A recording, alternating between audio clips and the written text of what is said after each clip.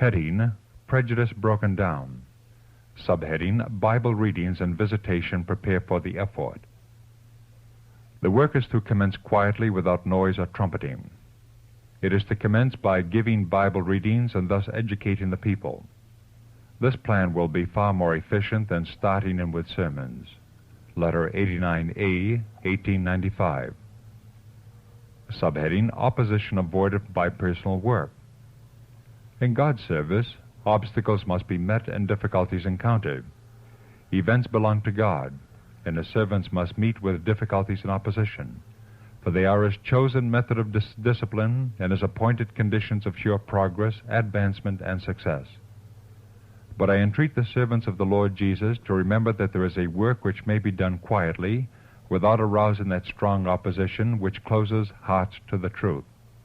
Letter 95, 1896.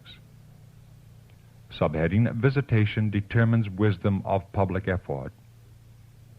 I tell you in the name of the Lord that with your present force of workers, you are not prepared to engage in work in a hard place where the prejudice is strong. If half of the time usually spent in making public effort were devoted to house teaching, till the people had become acquainted with the religious sincerity of the workers and with the reasons of their faith, it would be much better. After this work has been done, it could be decided whether a more expensive effort would be advisable. Public efforts have been made which have accomplished good.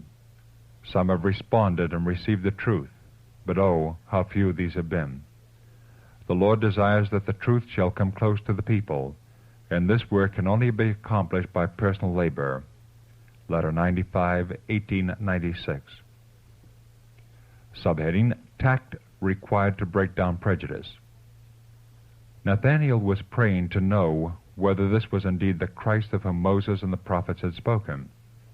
While he continued to pray, one of those who had been brought to Christ, Philip by name, called to him and said, "We have found him of whom Moses and the law and the prophets did write, Jesus of Nazareth, the son of Joseph."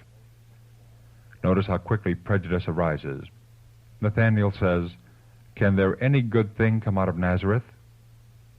Philip knew the strong prejudice that existed in the minds of many against Nazareth, and he did not try to argue with him for fear of raising his combativeness, but simply said, "Come and see."